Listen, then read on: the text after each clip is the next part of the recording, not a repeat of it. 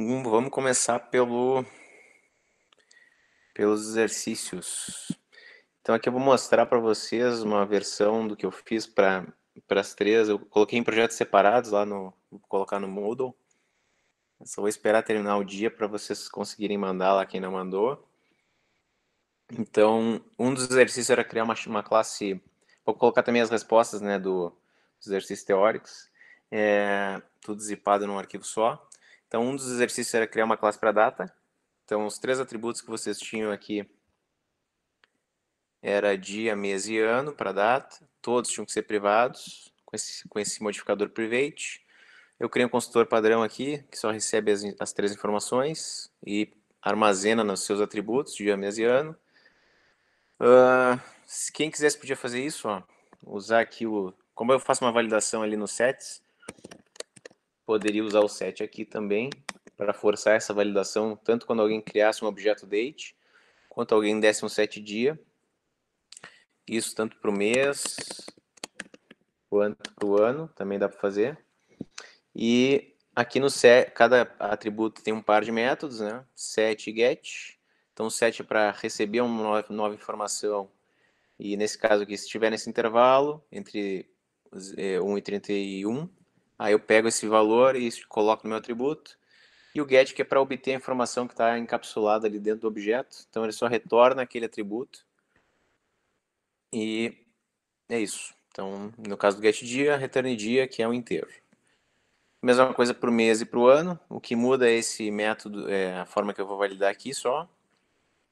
E eu criei um método aqui chamado displayDate que mostra já a data formatada do jeito que eu quero aqui, com dia, barra, mês, barra, ano. Então, na hora de testar essa classe aqui, eu instanciei dois objetos. O D1, que era essa data aqui. Então, eu instanciei, já passei no construtor. Vamos fazer o seguinte, vamos criar... Se vocês não quiserem passar no construtor diretamente, vocês podem criar assim. O problema é que, como eu tinha definido lá que eu não vou usar mais o construtor padrão de data, que era esse cara aqui, eu posso criar o meu construtor padrão e não vai receber nada. Então aqui eu estou criando o mesmo método, né, o mesmo nome de método, mas com duas funções diferentes. Então aqui eu posso fazer com que, por exemplo, o dia receba fazer uma data padrão aqui. Então, 1 do 1 de 2021. Então, se alguém instanciar a data e não passar nenhum atributo, esses vão ser os conteúdos dos atributos. Caso contrário, ele vai usar esse método aqui de baixo, vai passar os três valores, e aí eu já vou setar nos atributos certinho. Então, lá no construtor, instanciei um objeto chamando o primeiro construtor, que vai criar aquela data do 1 do 1 de 2021, e criei um outro objeto, D2, que aí eu uso o outro construtor no qual eu passo dia, mês e ano respectivos. Então aqui eu vou chamar um display date só para mostrar a data como está agora, com aquele construtor padrão. Depois eu chamo sets para modificar essa data do D1 e mostro novamente com display date o mesmo objeto para verificar que se foi realmente alterado os atributos. Mesma coisa aqui para o D2, só dou um display date para mostrar. Então executando isso.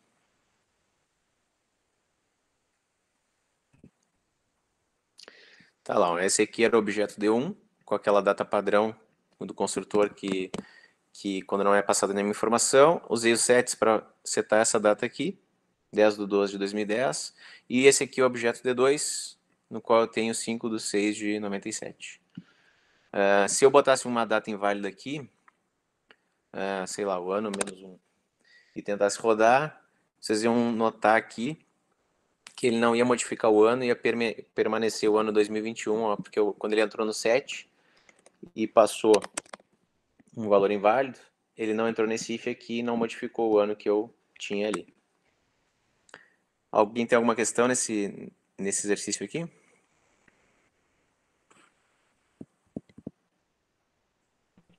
Agora não tenho mais, antes eu tinha. Beleza. Tinha um outro que era do empregado, né, do employee. Então, vocês vão notar que é bem parecido os exercícios, por isso que eu disse para vocês podem escolher um para fazer, não precisa fazer os demais. Então aqui eu defini como privados esses três atributos, nome, sobrenome e salário. Criei um construtor, padrãozinho aqui. O único que tinha alguma validação era o salário, é por isso que eu usei o set salário aqui. Aqui tem os pares de métodos, set nome, get nome, set sobrenome, get sobrenome. Set salário, que eu só validei aqui para não ser negativo. E o get salário aqui para receber. Fiz um método especial aqui, get salário anual, no qual pego o meu atributo atualmente de salário, multiplico por 12, ele retorna isso para quem chamou, vai ser um valor double. E fiz um aumenta salário aqui, que pega o valor atual de salário, multiplica pelo quanto que ele quer aumentar, então, sei lá, 10%. É por isso que eu recebo 10, divido por 100, já multiplico aqui pelo salário e somo com o salário atual já para modificar ele. Lá no main, no programa principal desse para testar instanciar objetos, esse cara aqui, só para vocês terem um exemplo, esse decimal format aqui, que é uma forma de definir na hora que eu for escrever um número em ponto flutuante na tela, dizer quantas casas eu quero depois da vírgula, a gente pode definir um padrão aqui, e aí automaticamente depois ele vai na hora de mostrar, eu só chamo dfFormat, que é essa funçãozinha, passo o salário e ele vai funcionar, sempre a partir desse objeto aqui, né? Então aqui eu instanciei o objeto E1, mostrei as informações dele, aumentei o salário dele em 10%, mostrei as informações atualizadas, e depois criei instanciei um outro objeto, que é a Nicole, e mostrei as informações dela também. Então vamos ver, executando.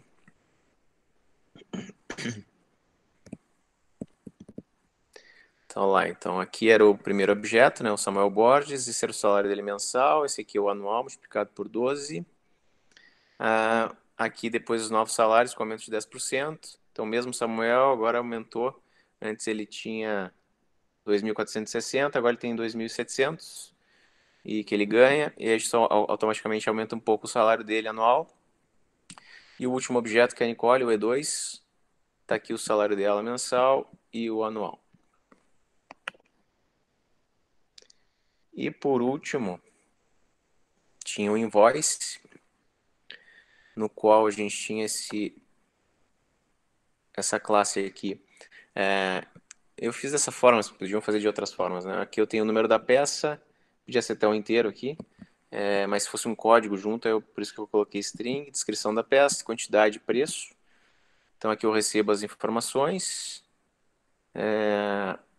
get set para cada atributo, fiz uma validação ali para a quantidade, para não ser negativa a quantidade, o preço é a mesma coisa, e aqui eu tenho esse get invoice amount, que ele pedia para fazer, se não me engano, que é para multiplicar a quantidade pelo preço. Então isso vai me dar o total lá que eu tenho para gastar nesse pedido. E aqui nos objetos, instanciei de novo o decimal format, ali só para formatar do jeito que eu quero, a saída. Instanciei o V1, que é um objeto, e o V2 também, que é outro objeto invoice. Aqui eu já chamei no construtor, número da peça, descrição, quantidade e preço. E vamos botar uma quantidade razoável aqui. E aí automaticamente vou mostrar na tela as informações dele. Vou usar os sets aqui para modificar esses atributos, mostrar novamente eles na tela, instanciar um novo objeto e mostrar as informações dele. Então vamos executar.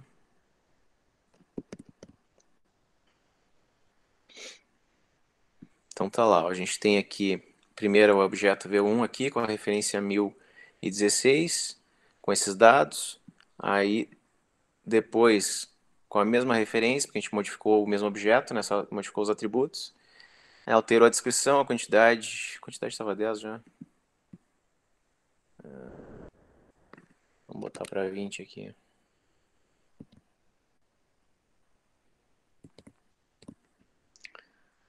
Então aqui a gente tinha a quantidade de 10, passamos para 20, alterou a descrição, o preço unitário modificou também, e automaticamente o valor total vai ser modificado. E aqui o último objeto, com essa referência, descrição, quantidade, preço unitário e valor total que é calculado com get invoice amount. Nesse exercício, alguma dúvida, pessoal? Vocês viram que eles são bem parecidos. Beleza. Então, próximo conteúdo, continuando lá a nossa matéria, a gente vai entrar agora, para conseguir entender um pouco mais a orientação a objetos, a gente vai entrar na parte de métodos estáticos e atributos estáticos, e eu vou falar um pouquinho mais sobre escopo de variáveis, como é que funcionam as funções, né? Como é que a gente, dentro de um método, consegue usar os atributos que a gente tem. Então, primeiramente, isso aqui é muito importante, às vezes na linguagem procedural a gente deixa um pouquinho passar isso, que não é tão relevante, que quando vocês programam em si, o uso de funções basicamente é para agrupar código, modularizar ele, separar e não deixar o código tão confuso. Mas aqui, como a gente usa objetos, e para eu fazer uma ação do objeto, eu preciso chamar um método específico dele. Então, isso é muito importante aqui em orientação a objetos. Então, basicamente, a gente, sempre que eu tiver um método, uma função dessas para ser, que eu vou criar, ela pode fazer uma coisa só. Se ela estiver fazendo uma série de funções diferentes, então basicamente eu tenho que criar mais submétodos e chamar eles naquele método principal. A vantagem do método é que eu posso reutilizar aquele código quantas vezes eu quiser, só chamando o nome da função, né? Então, dessa forma, a gente consegue dividir um problema de uma complexidade grande em problemas menores. A gente está usando essa estratégia de dividir para conquistar. A gente está reutilizando software, então a gente não está reescrevendo o mesmo código várias vezes. E a gente está, bom, evitando repetição de código também. Então, em Java, quando vocês instalam a versão lá do Java de vocês, automaticamente a app Java já fornece para vocês uma série de funções prontas, né, que já vocês podem usar. Uma delas vem dessa classe Math. São sempre métodos estáticos. Por quê? Quando a gente trabalha com um método estático, a gente só não precisa instanciar a gente não deve instanciar um objeto daquela classe para usar a função. Então, como são funções separadas que eu vou usar uma única vez, elas são definidas como estático. Depois eu vou mostrar como é que funciona isso. E aí, na hora de chamar essa função aqui, esse método pull aqui é para levar esse valor nessa potência aqui. Então, eu quero levar 10 ao quadrado. Basicamente, eu só uso o nome da minha classe, no caso math, e chamo a função com o ponto. Então aqui eu nunca vou instanciar um objeto math para depois chamar a função. Então dentro dessa app Java tem uma série de classes. A math é para funções matemáticas, né? Quem quiser dar uma olhada em quais são disponibilizados pela app, eu vou mandar aqui no chat para vocês. Aqui vocês podem dar uma pesquisada, quem quiser dar uma fuçada. E dá para dar uma olhada no que tem já de pronto em Java, né, para usar. Então aqui é um exemplo bem básico do que tinha ali. Eu tenho uma classe chamada programa principal, um arquivinho só chamado programa principal 1. Tem um meu programa principal aqui, o main. O main é sempre estático, então é isso que essa palavra reservada faz aqui no programa principal. Então, sempre que eu for criar um programa executável, ele precisa ter esse método aqui, que se chama main, recebe um vetor aqui, um array de strings, que podem ser parâmetros que a gente pode usar, mas a gente não é obrigado a usar isso. Isso aqui é o mais usado quando a gente executa um programa por linha de comando e a gente tem que passar alguns parâmetros para ele. Não é o nosso caso aqui. Tem que ser público, tem que ser void, que ele não retorna nada, o programa principal, e precisa ser estático. Então, dentro de um método estático, que é o programa principal, eu só posso chamar outros métodos estáticos, ou instanciar objetos, e aí a partir do objeto eu chamar um método dinâmico. Então aqui basicamente o que ele faz é, chama a função poll, elevo 10 ao quadrado, recebo o que ele me retorna e guardo, armazeno na variável x, e mostro na tela, que nesse caso é 100. Só me interrompam aí se vocês não entenderem alguma coisa. Tá? Então aqui são os pacotes principais que são disponibilizados pela app Java. A gente tem aqui o I/O de entrada e saída, no qual a gente tem o println, por exemplo, que é uma função do I/O que é para escrever na tela. Tem o pacote lang também, que tem uma série de classes que a gente pode usar. O till e concurrent também podem ser usados. Esse aqui eu acho que a gente não vai chegar a usar, mas a util tem uma série de classes que podem nos ajudar, como por exemplo a random, que é para usar para gerar números randômicos.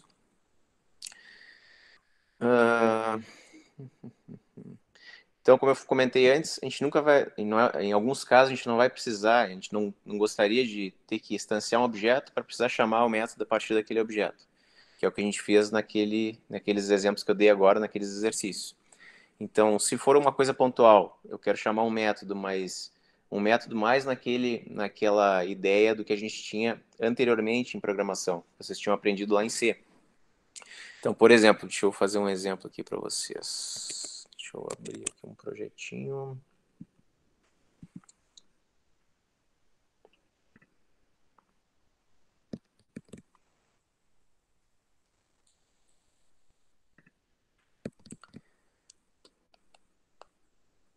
Quero mostrar a diferença que a gente tem entre criar um método dentro daquele escopo de orientação a objetos e criar um método estático só para organizar o nosso código. Então, aqui a gente tem aquele exemplo que eu mostrei antes, né? E deixa eu ver aqui, programa principal 3. Então aqui, ó. Nesse caso aqui, deixa eu mostrar em tela maior, modo de apresentação. Aqui eu criei uma função que lê um número. Então ele instancia um objeto scanner, ó, chamado input, e chama o nextDouble para ler esse número, armazena nessa variável e retorna o que foi lido. Então essa Professor, funçãozinha aqui, diga, eu não sei se é só para mim que tá aparecendo o slide, não tá aparecendo o que tá fazendo. nada? Eu estava Nada. apresentando. Eu estou apresentando. Quem é que não está vendo? A minha tela tá travada, na verdade. Os demais aí estão vendo ou não? Pra mim tá funcionando normal. Pois é. Ô, Jason, tenta sair e entrar na sala de novo. Às vezes acontece isso Beleza, com o Meet. beleza. Vou esperar o Jason, né?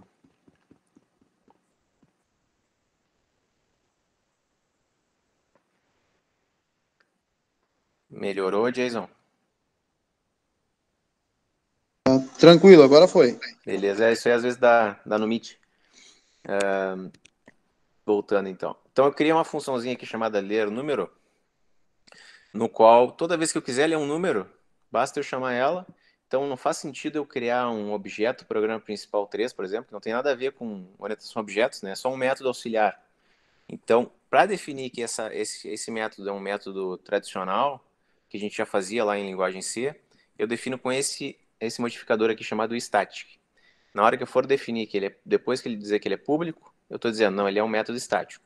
Se eu definir que ele não é estático, eu não consigo usar ele no meu programa principal, ó, sem ele estar atrelado a um objeto. Então aqui eu estou dizendo, não, ele é um estático.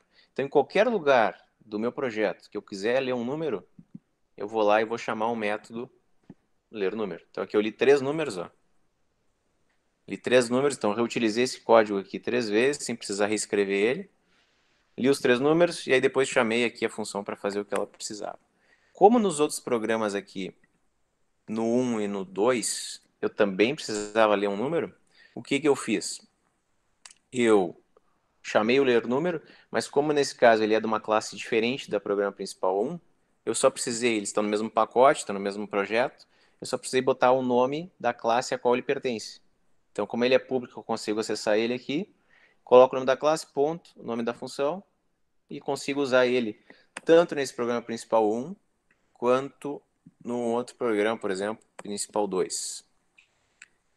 Não usei aqui, mas poderia pedir, por exemplo, a idade, né? Vamos fazer aqui, ó. Estou dando print ln para pedir para o usuário, então qual a idade do cachorro? Aí na hora de ler, eu vou fazer aqui, ele é double aquele, né? Tudo bem. Idade, recebe, aí o nome daquela classe é programa principal 3, ponto, ler número, li o número, passei, armazenei a idade, passei aqui para a idade. Como o meu ler número só lê double, porque eu fiz desse jeito lá, a gente pode fazer um cast aqui para inteiro e vai funcionar. Eu nunca vai ter um cachorro com idade 5,5, né? Então, aí eu pego só a parte inteira, a parte que vem antes da vírgula, com esse cast aqui. Bom, voltando aqui. Então, tem essa diferença entre métodos que eu vou criar só para organizar o meu código do programa principal, e que eu posso reutilizar esses métodos onde eu quiser, sempre usando o nome da classe, ponto, o nome do método. E tem aqueles métodos tradicionais, os métodos dinâmicos, que são os métodos que eu defino dentro das classes, não coloco o modificador estático, e eu só vou conseguir chamar aqueles métodos a partir de um objeto instanciado daquela classe. Uhum. Então é isso que eu expliquei aqui. Aqui alguns exemplos, tá, de métodos que vocês podem usar daquela classe math. Então uma série de métodos matemáticos, para pegar o valor absoluto de um número, para pegar ele arredondar o número para cima, se eu não me engano. Cosseno, fazer o expoente, esse aqui para arredondar para baixo, fazer o logaritmo, achar o máximo valor entre dois números, o menor, elevar ao quadrado, fazer o seno, raiz quadrada, que é o SRT, square root, e tangente. Então, esses aqui são os principais, embora vocês tenham vários outros. Importante, na classe Math, todos esses métodos são double. Então, todos os atributos têm que ser double. Todos os parâmetros de entrada dessas funções, todas são double, ele sempre retorna double como padrão. Além disso, eu posso ter atributos estáticos. O que seria um atributo estático? Lá em C, seria o equivalente a ter uma variável global, que a gente não altera. Então, quando a gente usava o define lá em C, e definia que alguma coisa era igual a outra e não ia ser modificada, eu podia usar aquilo conforme eu queria. Aqui é a mesma ideia. Por padrão, a gente define com letra maiúscula toda constante, para a gente diferenciar o que é uma constante do que é uma variável dinâmica. Dentro de math já tem algumas, ó. Então, π, que é o famoso valor de π, tem lá, toda vez que eu quiser usar, basta eu colocar math.π, ele já vai puxar todo esse número aqui. Tem o do valor de base de logaritmos naturais, o e, e assim vai. Tem uma série de constantes possíveis. Eu posso definir uma constante também. Então, por exemplo, se eu tiver um número fixo aqui que eu quero definir, estou dentro da minha classe, né, programa principal 2 nesse caso, e aí eu coloco como public. Se eu for usar fora da minha classe, eu coloco como private. Quer dizer, desculpa, se eu for usar fora da minha classe, eu coloco como public. Se eu for usar só a constante só dentro da minha classe, eu coloco como private. Só para a gente conseguir acessar só dentro da classe. Se for ser acessado fora, vamos deixar como public. É estático, porque não tem relação com orientação a objetos. É final, porque não vai ser alterado. E vamos dizer que eu vou criar um inteiro. Número de cachorros. Então, aqui eu vou dizer que o máximo que pode ter é 10 cachorros. Então, onde eu quiser usar esse cara aqui, essa constante, basta que eu coloque o nome da minha classe, então, programa principal 2, ponto, e o nome do meu atributo estático aqui, e automaticamente eu posso usar. Ele é fixo, é uma variável única, e toda vez que eu modificar, se eu fosse modificar ela, ela seria a mesma. Mas como eu coloquei como final, esse cara não vai ser modificado, só vai ser modificado quando eu quiser vier no código aqui e modificar o número 10. Então, ele é um valor constante. Se eu quiser usar ele aqui, por exemplo, número de cachorros. Como eu defini dentro desse outro arquivo, eu preciso botar o nome da minha classe lá, programa principal 2, ponto, o número da minha constante, e ele vai surtar porque ele não está como double. Número cachorro, faltou um C. Opa. Acho que ele não vai deixar também, porque é inteiro, mas tudo bem. Bom, deixa eu... Então aqui, vocês viram até que ficou alguma cor diferente, né? Esse número fixo aqui, que é o valor 10, está definido lá naquela classe, eu posso usar ele conforme eu quiser, mas normalmente isso é só para um número que não vai ser modificado. Voltando aqui para os slides. Então aqui, ó, que nem eu comentei com vocês, se a gente fosse criar lá no arquivo math.java, que vem com o Java de vocês, para vocês conseguirem acessar isso no computador de vocês, ó, vocês podem estar num projeto, tá? Vocês escrevem ali o math de vocês, importam ele aqui certinho. Se vocês segurarem o Ctrl e clicarem em cima da nome da classe, ele vai abrir para vocês a classe final, porque ela não pode ser alterada, ela é de Java, ela é padrão da app. Mas aqui tem toda a classe, ó. Então tem as constantes do E, do π, graus para radianos, Tem um monte de constante, tem algumas constantes, tem as funções aqui de seno, cosseno, tem toda a descrição delas, e assim vai. Então, assim, vocês podem dar uma olhada também, sempre quiserem navegar entre classes. Basta segurar o Ctrl, clicar na classe que vocês querem acessar, e automaticamente ela vai mostrar para vocês. Então, lá na classe, o que define que é estático é essa palavra reservada static. Então, eu posso acessar ela só usando o nome da classe. E o final quer dizer que eu não vou modificar nunca esse valor, que ele é constante. Então, aqui, só para exemplificar para vocês, na classe cachorro, nosso exemplo da última aula lá, que a gente está sempre usando, eu criei um atributo estático, não coloquei final. Então, opa, voltei para a slide anterior.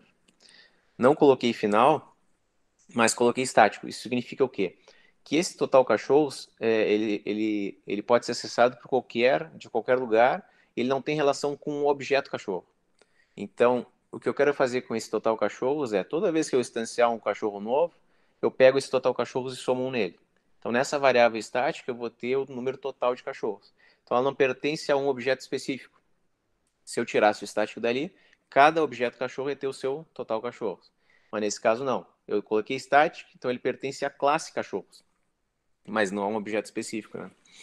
Então, o que acontece aqui é, na linha 3 ali do programa principal, instanciei o objeto C1 e acessei da classe cachorro, na linha 5, o número total de cachorros, somei um nele, porque eu acabei de criar um novo cachorro, mostrei na tela, por isso que ali apareceu o número 1, instanciei o objeto C2, que é o rock, somei um no total cachorros de novo. Então, esse total cachorro eu posso acessar de onde eu quiser, desde que eu tenha acesso à classe cachorro. E aí mostrei o total de cachorros de novo. Então, eu consigo modificar esse cara, esse atributo estático, e ele não vai ser modificado cada vez que eu criar um objeto, né? Eu tenho que ir lá e modificar ele. Aqui falando um pouco de parâmetros, para quem ainda está meio enferrujado lá de C, aqui a gente tem, nesse método máximo, aqui eu coloquei em vermelho ali o que a gente chama o input, number one, number two, number three, result também. Todas aquelas variáveis que estão ali em vermelho do programa principal são variáveis locais do main. Então, eles só são enxergados, o escopo dessas variáveis é só o programa principal. Eu não consigo usar elas nem acessar elas fora desse método. A mesma coisa ali para o double N1, N2 e N3, que são parâmetros de entrada, variáveis locais da função máximo. Então, elas só existem naquele escopo, só onde começa ele ali na linha 16, termina na linha 23. Fora desse escopo, lá no meu programa principal, por exemplo, N1, N2 e N3 não existem. Então, por isso que a gente sempre que quer passar uma informação para um outro método, a gente precisa receber elas como parâmetros de entrada, que nem nesse caso N1, N2 e N3. Então, esse exemplo aqui é bem simples, eu recebo 3 números, 3 doubles, passo esses 3 números que eu recebi, que eu li do usuário, como parâmetro de entrada da função maximum, aí ele muda o escopo, vai lá para a linha 16 e compara esses valores que eu recebi, o N1, N2 e N3. Primeiro ele verifica na linha 17 se o N1 é maior que os dois, o N2 e o N3, os outros dois. Se for, ele já retorna o N1. Caso contrário, ele testa se o N2, na linha 19, é maior que N3 e N1. Aí ele já retorna o N2. Caso contrário, ele não entra em nenhum dos ifs e retorna o N3. Só para mostrar para vocês terem um exemplo, vamos rodar em modo debug, em depuração, saberem como usar esse cara. Vocês já usaram modo depuração em alguma outra linguagem de programação?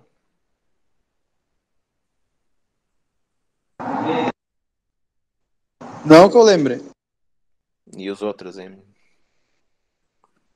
Sim, em C e C++. No DevC ou no CodeBlocks? No Dev e no Visual. O Dev dá muito bug, né? Quando roda em Pois é modo horrível. depuração. Tá, então assim, ó, só para mostrar pro pessoal que nunca viu, para que serve isso? Digamos que vocês têm um código bem mais complexo do que esse aqui, né? Um código maior, no qual vocês estão executando ele e está dando algum erro estranho, vocês não conseguem identificar o problema.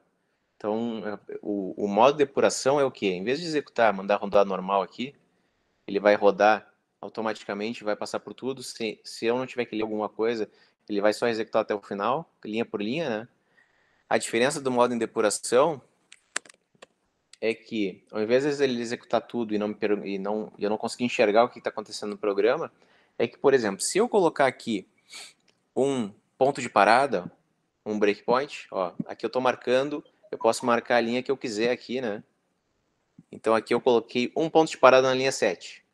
Isso significa que, ao invés de rodar normal aqui, com o run, eu estou rodando em modo debug, ó. Então eu vou rodar em modo depuração. Então run, em vez de dar o run aqui, ou aqui em cima, eu estou rodando o debug, o programa principal 1. Então, nesse modo debug, o que acontece? Ele vai executar normal até o meu ponto de parada. Então aqui eu vou ter esses dois escopos, um é o console, né, final, e o outro é o modo depuração. Então, cadê a saída? Aqui o run. Na saída aqui, deixa eu fechar isso. Voltamos. Então aqui ele está esperando no console, é como se ele estivesse rodando no terminal normal. Então aqui ele está nessa linha aqui esperando que eu te informe o número. Então aqui eu vou botar o número 10, vou dar o Enter. Aí ele vai executar normal até chegar aqui na linha que é o ponto de parada. Chegou na linha de parada, eu consigo enxergar todas as variáveis que eu tenho definidas no meu programa. Então, ele vai tanto mostrar aqui como uma espécie de comentário aqui do lado. Então, o N, ó, que é uma variável double, tem o conteúdo 10 que eu acabei de digitar.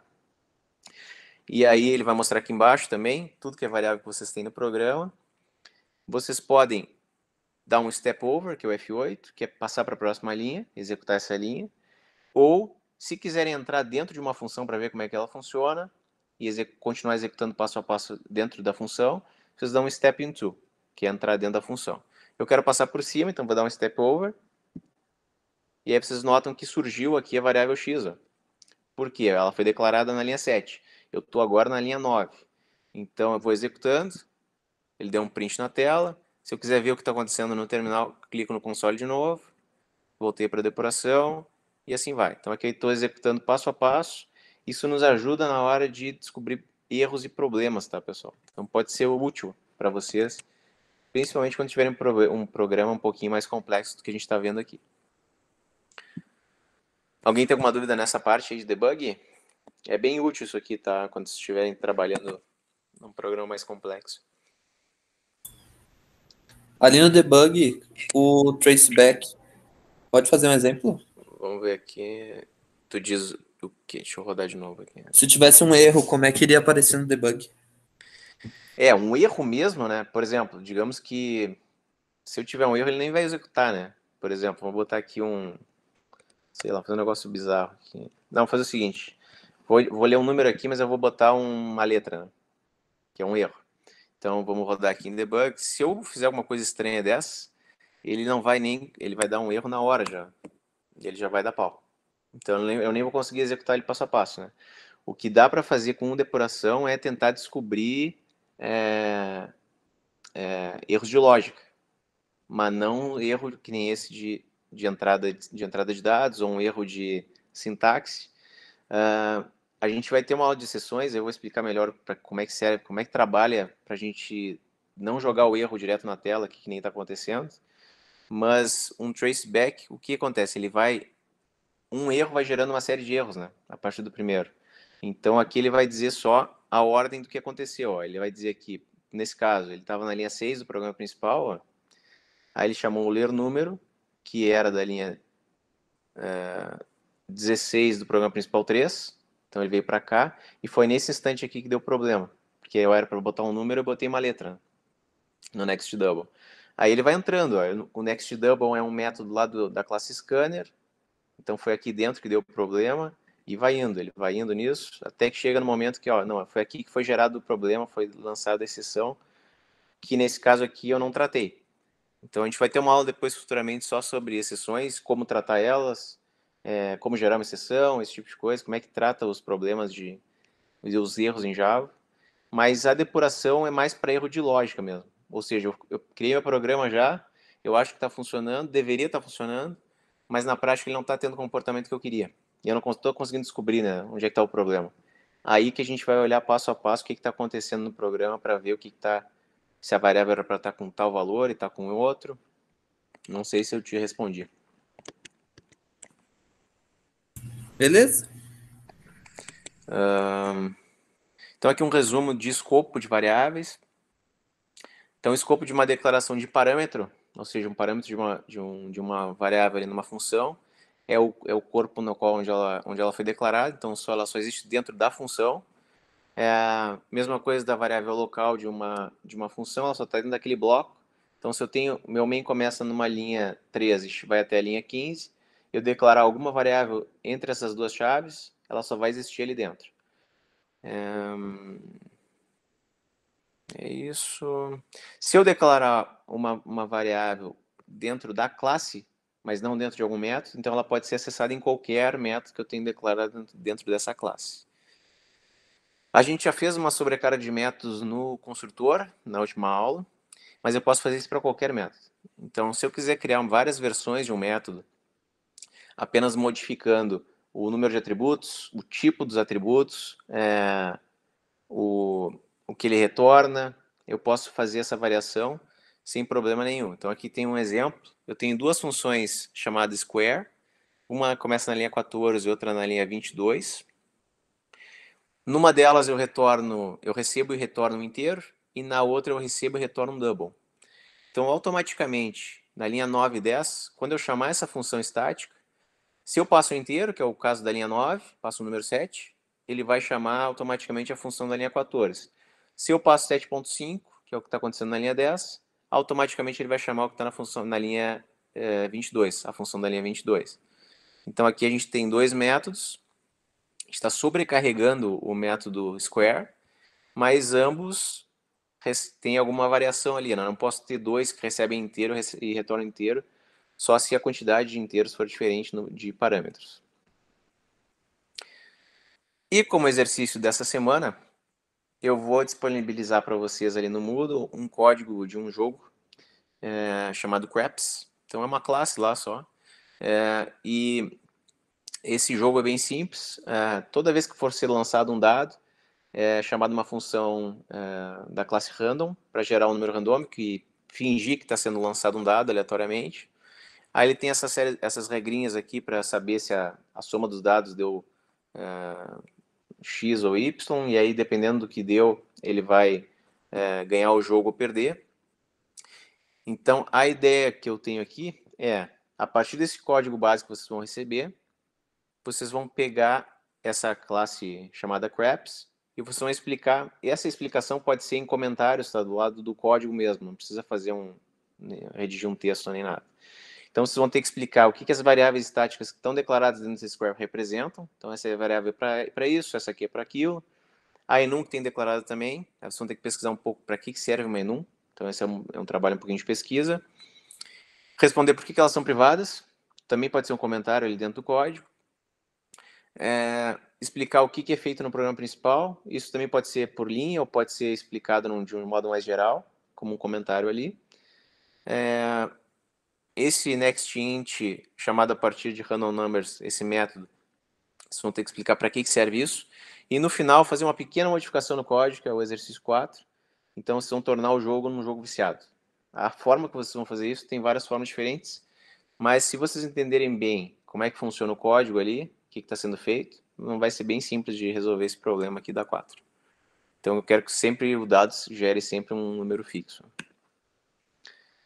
Aqui tem um link que eu já tinha passado para vocês. E hoje a aula foi curta. Foi isso. Alguém tem dúvidas? Se alguém tiver dúvidas nos exercícios, aqueles que eu mostrei ali antes, quiser ficar na aula, vou parar de apresentar aqui, de gravar, quer dizer.